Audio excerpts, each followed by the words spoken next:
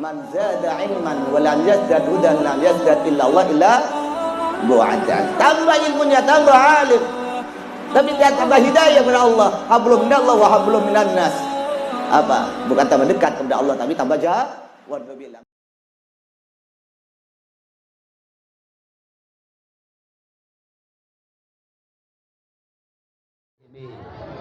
Innisyan Inurihi Fi kulli lamhatin wa nafasin adadama wasi'ahu ilmullah. Nah,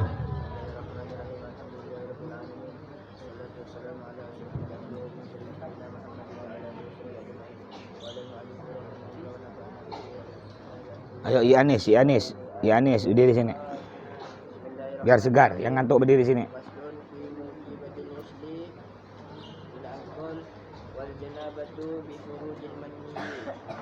Bismillahirrahmanirrahim. Alhamdulillahirabbil alamin wassalatu wassalamu ala asyrofil anbiya'i wal mursalin sayyidina Muhammadin wa ala alihi wa sahbihi ajma'in. Qala al-muallif rahimahullah wa nafa'ana bi ulumihi wa maddana bi asrarihi wa bi fid dharaini. Faslun fi mujibatil ghusli ila amgal. Sekarang kita masih menjelaskan tentang mewajibkan sesuatu yang mewajibkan mandi. Kalau kita melakukannya maka wajib kita mandi besar. Di antaranya wal janabatu dan junub. Wal janabatu dan junub bi khurujil maniyyi, disebabkan keluar mani. Bi khurujil maniyyi, disebabkan keluar mani. Istamil.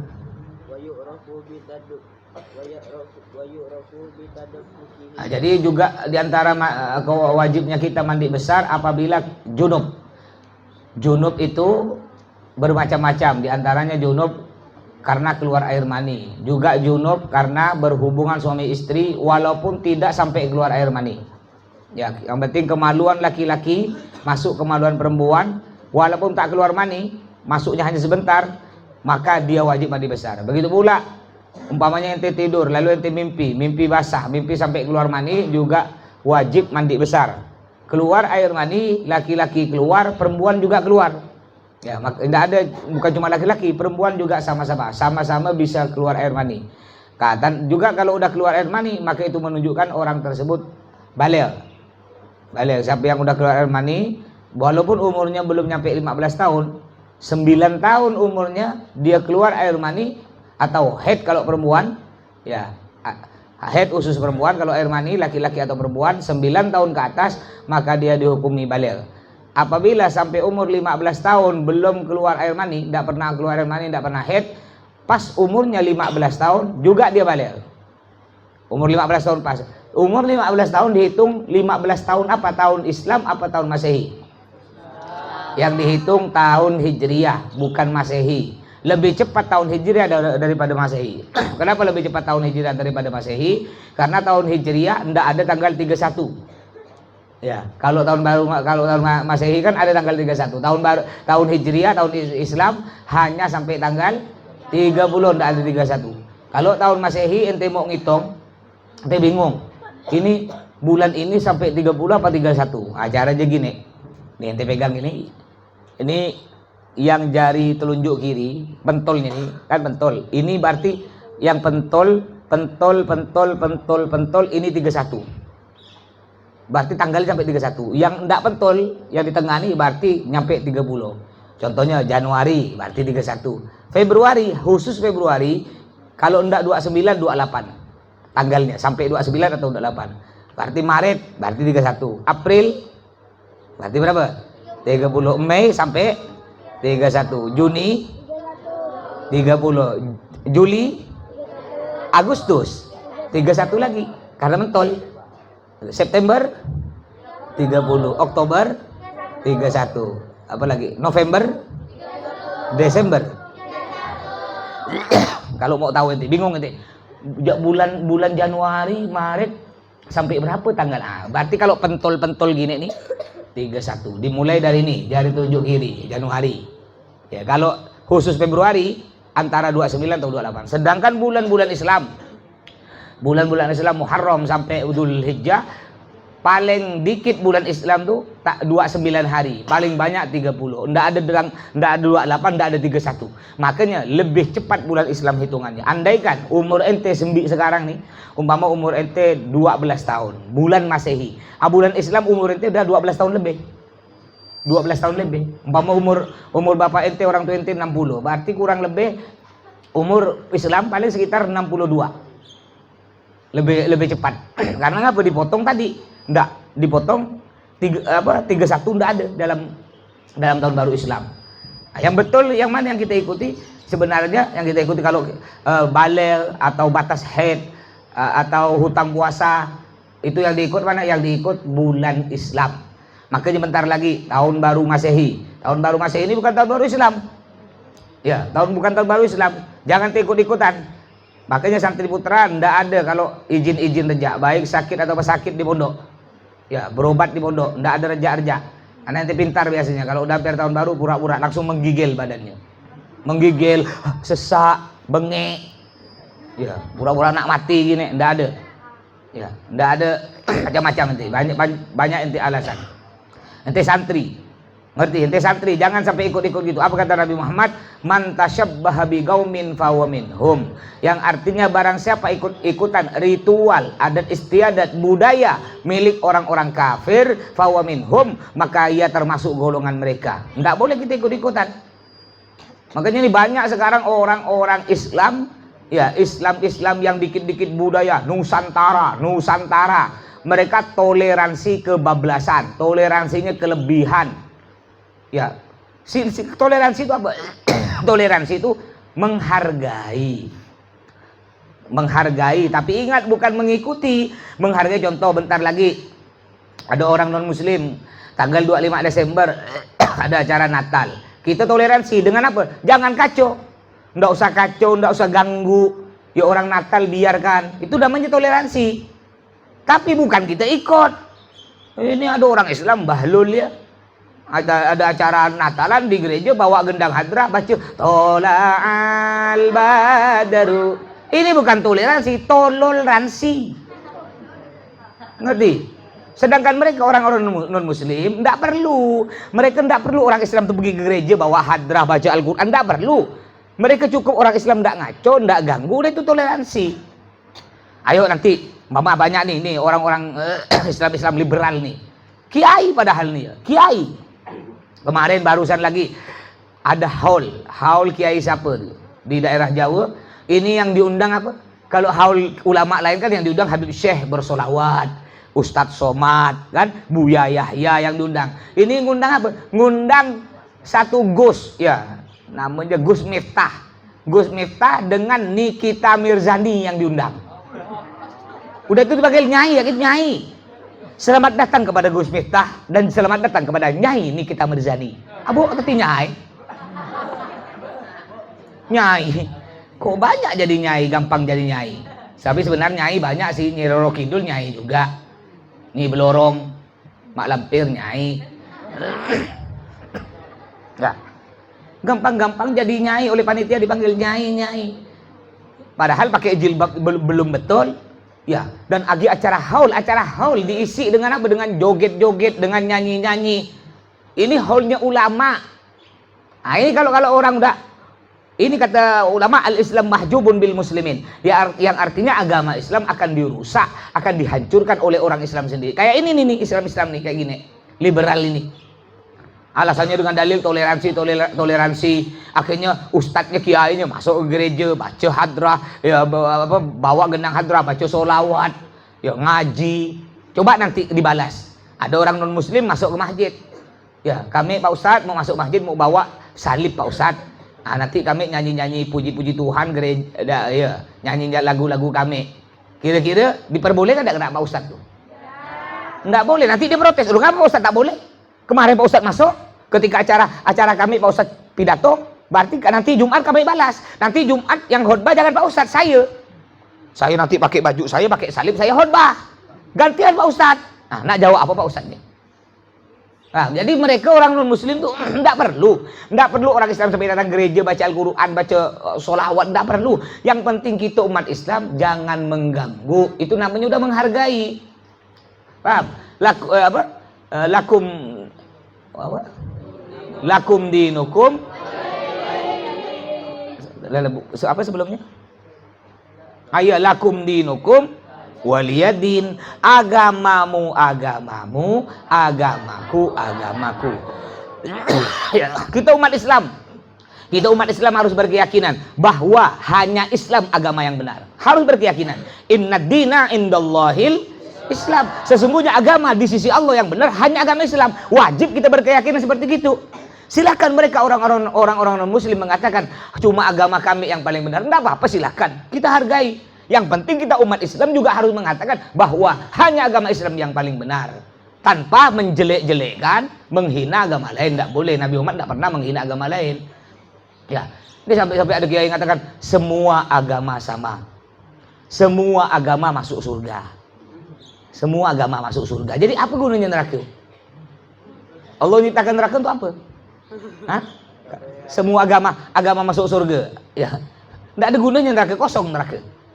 Ya, makanya kita harus berkeyakinan bahwa hanya agama Islam yang paling benar tanpa menghina atau menjelek-jelekkan agama lain. Ini banyak sekarang. Banyak sekarang ini perusak Islam. Ya, orang-orang liberal. Makanya ente gini, kalau ente nanti pulang ke rumah ente ke kampung atau ente kuliah di IAIN banyak nih, IAIN ini banyak laporan, banyak orang-orang liberal nih ya. Ya, kalau ente kuliah ente lihat dosennya. Dosennya ente lihat, kalau ndak sama dengan guru-guru ente, ndak sama dengan ulama-ulama tua zaman dulu, ndak sama dengan datuk-datuk ente, ndak usah diikut. Ndak usah diikut.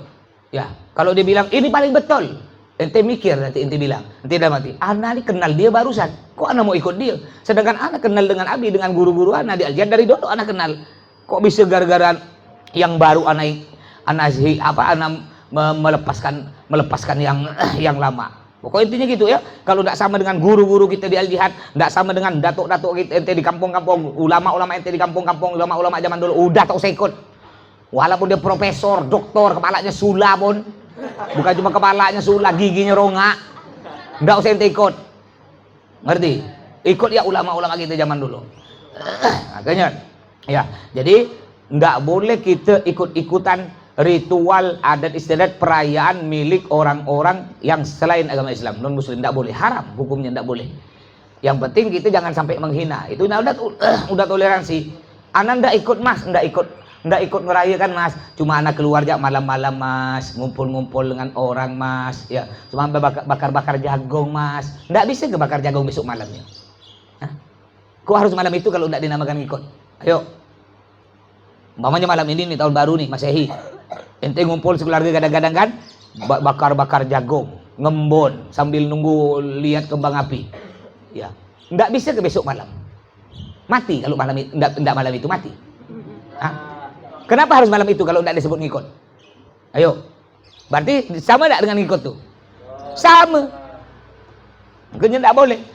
Ya anak-anak mah dari IIM dulu masih kecil. Bah, kata kawan-kawan tuh, bah, ada tahun baru, bah. Nanti kita jalan-jalan yuk, bah. Nanti beli trompet, bah. Nggak boleh. Apa tak boleh, bah? Nggak boleh. Ya. Jadi tidak. Kita bakar-bakar jagung besok malam. Ya, atau malam sebelumnya. Atau sorenya. Ya, mama nanti malam, sorenya bakar jagung. Udah, yang penting tak ikut malam itu.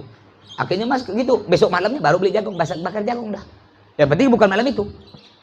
Bang, ini toleransi. Toleransi itu ingat sekali lagi. Toleransi menghargai. Tapi ingat, bukan mengikuti. Nah, ini banyak nih sekarang nih. Toleransi kebablasan. Bukan toleransi, akhirnya toleransi. Nah, makanya santri, hati-hati. Apalagi ente di pondok. Izin sakit sampai ngikut. Enggak ada. Itu langsung. Kalau ente sampai izin nanti, ada dengan alasan apapun, jangan balik lagi. Tak usah balik lagi. Mas tak terima nanti balik lagi. Tak usah. Sampai tahun depan ente. Bang, tidak ada alasan apapun. Boleh, silakan mau balik silakan. Tapi tidak ada izin lagi. Tidak ada balik lagi ke pondok. Ya, bang. Jadi tidak usah ikut. Apalagi nanti ente berhenti, tidak usah ikut-ikutan. Ente santri. Ente udah tahu hukumnya. Makanya Nabi sering nyampe wa kullu man fa'alimun bi ilmihi lam ya'malan atau lam yu'malan mu'adzabun min qabli ubadil wasan. Yang artinya orang alim. Orang yang udah tahu hukumnya, kayak ente udah tahu hukumnya merayakan tahun baru Masehi yang bukan punya umat Islam itu hukumnya tak boleh, haram. Tapi ente masih ikut-ikutan. Apa kata kitab Imam Ahmad bin Husain Sahih bin Ruslan yang ngarang kitab Zubat, beliau mengatakan orang yang udah tahu hukumnya tapi masih melanggar, mu'adzabun min qabli ubadil wasan, maka dia akan disiksa, akan dilemparkan ke dalam neraka sebelum penyembah berhala. Sebelum orang kafir masuk neraka, ini nih santri yang udah tahu hukumnya masih melanggar akan dilemparkan dulu. Ya, ustadz ini, santri ini yang udah tahu bahwa hukum merayakan tahun baru masih tidak boleh, tapi dia masih melanggar, ya dia dulu dilempar, baru orang kafir. Nah, makanya hati-hati nih. Nah, jangan ikut-ikutan ritual budaya atau milik orang-orang kafir. Termasuk apa lagi juga ada ikut. Nggak boleh kita ikut-ikutan. Contoh, nanti ada acara Natalan, ada orang pakai yang topi merah, apa namanya itu? Santa Claus, pakai itu nggak boleh. Itu termasuk itu haram. Ya, nggak usah ikut-ikutan. Nggak usah juga, nggak boleh kita mengucapkan Natal. Tapi kita tetap menghargai.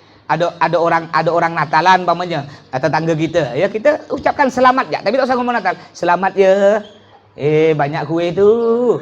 Ya, selamat ya. Selamat berbahagia, selamat bersenang-senang. Ya, selamat berbahagia, selamat bersenang-senang. Ya, enggak apa-apa. Enggak usah kacau, enggak usah ganggu. Dalam Islam kita enggak boleh mengucapkan selamat Natal. Ya, enggak boleh mengucapkan selamat Natal. Paham? Kenapa? Natal itu artinya bahwa Nabi Isa itu kelahiran Nabi Isa sebagai anak Tuhan. Sedangkan kita umat Islam berkeyakinan bahwa Nabi Isa bukan anak Tuhan, tapi Nabi Isa yaitu Nabi, Rasul, utusan Allah. Nah, sedangkan orang lain meyakini bahwa Nabi Isa adalah anak Tuhan. Tidak boleh kita kacau, harus kita hargai. Biarkan pendapat mereka, tidak boleh kita hina. Itu pendapat mereka. Yang penting kita berkeyakinan umat Islam bahwa Nabi Isa bukan anak Tuhan. Nabi Isa adalah Rasulullah, utusan Allah. Dalam Al-Quran udah jelas. Udah jelas. A'udzubillahi minasyaitonir rajim. Laqad kafaral ladzina qalu innallaha tsalitsu tsalatsah. Ini firman Allah. Laqad kafaral ladzina qalu. Sungguh kata Allah, sungguh. Ya, ini taukid. Sungguh kata Allah telah kafir orang yang mengatakan innallaha tsalitsu tsalatsah, bahwa Allah itu tiga. Jadi menurut Islam Allah itu satu, lebih dari satu itu berarti keluar dari Islam. Ini keyakinan kita umat Islam.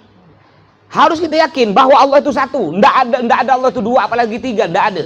Masalah mereka orang Muslim mengatakan bahwa Tuhan itu tiga, ya nggak boleh kita ganggu, kita hargai, dan nggak boleh kita hina, caci maki. Itu pendapat mereka. Yang penting tadi kata Mas, kita harus yakin dengan Al-Quran. Ya, Al-Quran telah mengatakan laqad kafara alladziina qalu innallaha tsalitsu tsalatsah. Sungguh telah kafir orang yang mengatakan bahwa Allah itu tiga. Itu pendapat kita umat Islam. Tapi ingat, jangan mencela, mencaci maki pendapat agama lain. Biarkan mereka dengan pendapat mereka. Itu yang diajarkan oleh Nabi Muhammad. Nabi Muhammad tidak pernah ngolok-ngolok, jelek-jelekkan, maki-maki agama lain, tak pernah Nabi Muhammad. Tidak pernah kau ni bodoh bala. Ya. Lingau kau ni. Ya. Paham? Tidak pernah Nabi Muhammad. Nabi Muhammad biar. Ya, kena Nabi Muhammad. Paham? Nah, ini yang dilakukan. Selama mereka tidak hina Islam. Nah, kalau umpamanya ada orang menghina Islam, baru kita perang. Kalau ini kan kita terbalik orang Islam sekarang nih. Kalau yang dihina agama Islam, yang dihina Al-Quran, yang dihina Allah, yang dihina Nabi Muhammad, santai. Tapi kalau yang dihina diri dia, yang diolok-olok dia, yang dimaki-maki dia, wah, ya, ngamuk dia. Sedangkan Nabi Muhammad enggak. Nabi Muhammad kalau yang diolok pribadi, Nabi Muhammad dilempar dengan batu keluar darah. Enggak ngamuk Nabi Muhammad. Diludah mukanya diludah. Nabi Muhammad enggak balas. Sampai-sampai malaikat Jibril yang ngawal Nabi Muhammad nih, Haris, gum. Berdiri ente. Berdiri, betakan untuk berdiri. Ya. Mana sini. Jadi pengawal Mas. Ya. Alas. Sampai ketika Nabi Muhammad diludah, Nabi Muhammad dilempar ke sininya dilempar dengan batu sampai keluar darah. Malaikat Jibril tak kuat, malaikat Jibril. Panas malaikat Jibril. Malaikat Jibril bilang ke Nabi Muhammad, kalau ente izinkan anak angkat nih, gunung nih, anak sunjamkan kepada mereka biar mati semua, kata malaikat Jibril. Apa kata Nabi Muhammad? Jangan Jibril, tak boleh gitu. Ya. Mereka apa langsung Nabi angkat tangan, Allahumma hdi qaumi fa innahum la ya'lamun. Ya Allah, berilah mereka kaumku ini petunjuk ya Allah, karena mereka belum tahu bahwa aku ini nabi. Mereka belum tahu. Makanya ya, apa karena Nabi bilang jangan Jibril, karena mereka mangkong aku pakai batu karena mereka ini belum tahu, belum yakin bahwa aku ini nabi, biarkan. Kayak ente umpamanya kayak emas nih umpamanya emas. Emas biasa ke pasar, ada orang enggak kenal emas. Biasa dia, enggak ngormat, enggak kenal. Ya, Pak, gimana kabar, Pak? Ya, panggil Bapak.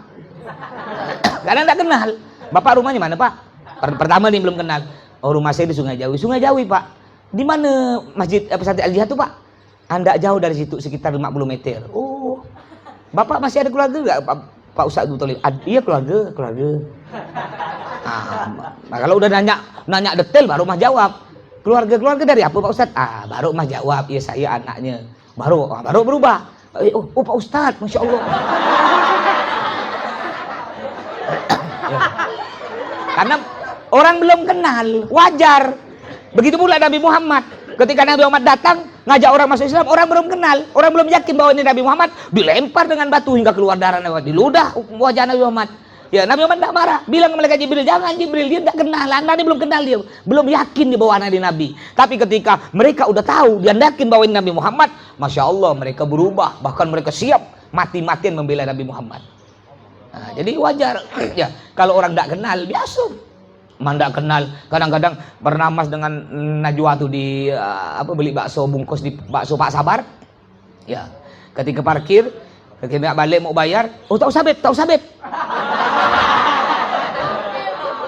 Mau dipanggil Habib. Ya. Kata Najwa, Baba udah jadi Habib ini. Enggak usah beb, enggak usah. Akhirnya Mas bilang, Anda bukan Habib. Oh, bukan Habib siapa? Kacong. Ya. Nggak usah ngaku-ngaku ya.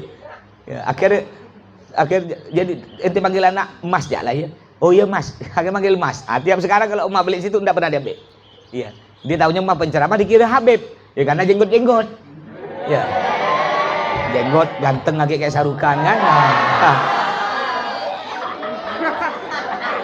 Nah, jangan ente mentang-mentang jenggot panjang aku Habib, hidung mancung aku Habib. Kambing jenggotnya panjang tak ngaku Habib. Gajah hidungnya mancung tak ngaku Habib. Ente ini hidung mancung ke dalam, gigi mancung keluar ngaku Habib. Rongak gigi. Kadang-kadang ada santri nih banyak nih kalau mas ceramah kadang-kadang banyak yang mirip-mirip Habib Bahar. Yo rambut pirang. Yo apa rambutnya pirang. Pokoknya gaya pakai Habib Bahar dibuka kancingnya. Iya kalau Habib Bahar, Habib Rehan orangnya ganteng, putih, hidungnya mancung, ya emang orangnya Masya Allah, muka tuh keren, bukan cuma ganteng, beliau berdua tuh cantik kan, Habib Bahar, Habib Rehan cantik lah tuh ya. Dia semerah-merah tambah ganteng, ini ente, udahlah hitam, celeng, ambung, beceng, odi, ya udahlah hitam legam. Di sini banyak banu, giginya rongak, hidungnya mancung ke dalam, ya disemer merah. Ya Allah, kata orang kayak bulu jagung, asli mirip bulu jagung. Ente kalau mau lihat tuh ngaca loh mungkin ente cocok dah anda semer merah. Kenapa takut ditangkap polisi dikira kerak lepas dari kebun binatang?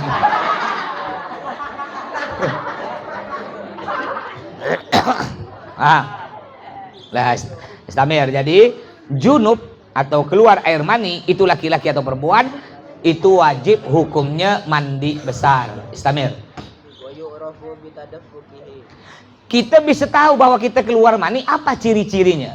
Wa yu'rafu dan diketahui hurujul mani. Wa yu'rafu dan diketahui hurujul mani, keluarnya mani itu bitadafukihi dengan muncratnya, muncrat atau nembak, keluarnya itu nembak atau muncrat. Kalau laki-laki nembak, itu bedanya laki-laki dengan perempuan. Kalau laki-laki keluar air maninya nembak. Kalau perempuan enggak, perempuan keluar seperti kitab jelaskan, kalau perempuan keluar tuh kayak keluarnya belele ya, kayak air liur, belele gini. Enggak ada perempuan tuh keluarnya nembak. Kalau laki-laki nembak itu perbedaannya. Terus apa ya selanjutnya? Ciri-ciri keluar air mani keluarnya apa yang kedua? auladzatin atau merasa enak, auladzatin atau merasa enak bihurujihi disebabkan keluar mani. Auladzatin atau merasa enak bihurujihi disebabkan keluar mani. Itu tanda yang kedua. Keluar air mani enak. Ya. Makanya apa? Kenapa ada keluar air laki-laki perempuan ada keluar air mani? Bisa biar suami istri bisa menikmati berhubungannya suami istri. Paham? Makanya keluar air mani, tapi dikeluarkannya ke tempat yang halal, bukan dikeluarkan ke tempat yang haram. Ya kayak barusan nih, aduh bilang pesantren, padahal bukan pesantren tapi boarding school. Kiainya, ustadznya nih menghamili santrinya 12 orang. Sampai 9 santri beranak di pondok, bahkan ada yang beranak 2 kali. Rupanya diusut-usut mereka mut'ah, ya mut'ah itu kawin pakai waktu sebentar ya. Nah ini arti air mani kita disalurkan kepada yang halal yaitu istri. Begitu pula perempuan, air maninya perempuan disalurkan kepada yang halal yaitu suami. Karena yang selingkuh bukan cuma laki-laki, banyak juga perempuan selingkuh, banyak. Suami berangkat ke kebun nanam ubi, istri di rumah tak mau kalah nanam ubi kak. Ya. Banyak yang selingkuh. Makanya kalau ente punya istri nanti, ya. Nah contoh. Nah, kalau ente punya mama ente udah mulai bergaya-gaya dah, bersolek-solek keluar rumah, bersolek cantik sekali.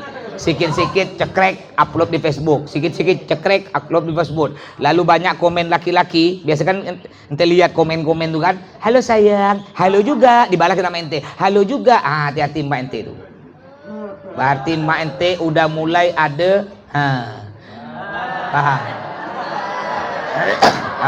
Karena emas pernah biasa di Facebook, emas lihat wali santri nih, mama mente nih, wali santri, emas lihat.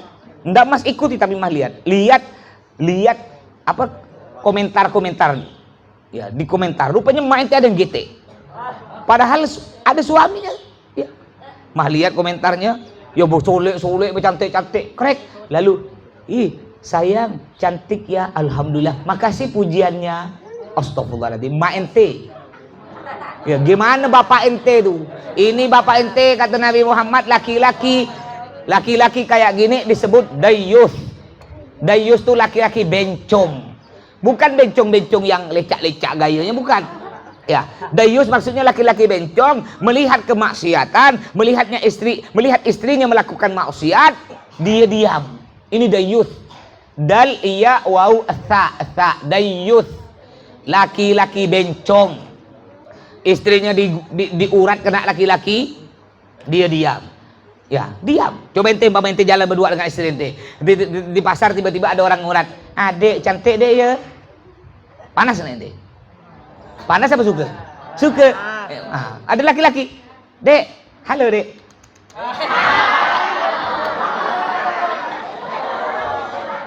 Umpama, gimana ente? Ente akan jawab, iya, makasih bang ya telah memuji istri saya.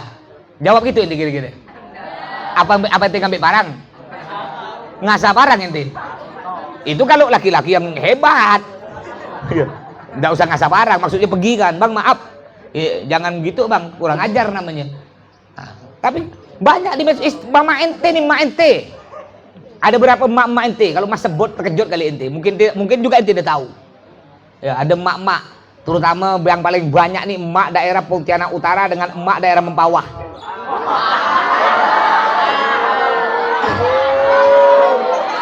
Ya, ini emak-emak. Pontianak Barat, Sungai Jawi, emak-emaknya juga ada, tapi tidak terlalu banyak. Yang banyak emak-emak yang bergaya-gaya, ya daerah dekat-dekat Pinyu. Pokok yang merasa punya emak. Ente ketawa tuh ya. Merasa ente emak ente ya. Nanti dia tuh coba lihat, krek, udah cantik sekali. Foto sendiri, krek, langsung diupload gitu. Ih, sayang, ada bibirmu sangat seksi. Mama ente bukan marah, jawab, makasih telah memuji. Langsung digambar ada emoji. Ada emoji gini. Kena mama ente dibalas love. Ya. Kemana otak bapak ente? Mana otak bapak ente? Ya, lebih bagus bapak ente tak usah pakai sarung, pakai rok dengan kotang. Ini namanya the youth kata Nabi, bencong. Ya. Ente sebagai anak ente ingatkan sebagai anak mama ente. Ya. Mak udah tua dah mak, bawa tanah mak. Padahal mak ente ini udah tua dan tua. Ada yang punya cucu 3, ada yang hampir punya cucu, ada yang udah bermantu, udah tua. Kalau masih muda mending umur 17. Ini bukan 17, dibalik 71. Mesti tak ingat mati. Terus juga tanda-tanda keluar air mani, aurihi ajinin atau bau adonan tepung. Aurihi ajinin atau bau adonan tepung rotban yang basah. Aurihi ajinin atau bau adonan tepung rotban yang basah. Juga tanda-tanda keluar mani, baunya mani itu kayak bau adonan tepung. Ente pernah bantu mama ente ini bentar lagi ini bulan puasa, lebaran biasa kan ente bantu ngadon tepung, ngadon kue itu. Nah, kalau masih di basah-basah tuh, apalagi yang enggak dicampur mentega tepung dengan air ya, ente cium baunya itu. Kayak itu. Atau juga agak bau beklin. Betul ya air mani? Atau bau putih-putih telur. Pernah ente nyium air mani kan? Baunya mirip putih-putih telur, mirip adonan tepung, mirip beklin baunya. Ya, terus. Au bayadi baidin jafan. Itu disebut. Au bayadi baidin atau bau putih-putih telur. Au bayadi baidin atau bau putih telur jafan yang kering. Ya, au bayadi baidin ya, atau seperti putih telur jafan kering, dalam keadaan kering. Ya. Baunya juga bau kayak putih telur, dan kalau kering umpama di sarung ente keluar air mani. Lalu air mani tersebut kering. Itu keringnya tuh mirip kayak putih-putih telur yang kering di sarung ente. Kalau diginikan tuh lepas, digaruk lepas. Ya. Dan air mani tidak najis. Air mani tidak najis. Walau ada di sarung ente tidak apa-apa. Pernah ada riwayat Nabi Muhammad, ya ketika Nabi Muhammad ngumpul dengan sahabat, ada bekas mani kering di sarung beliau, cuma oleh beliau dikerek gini. Ya.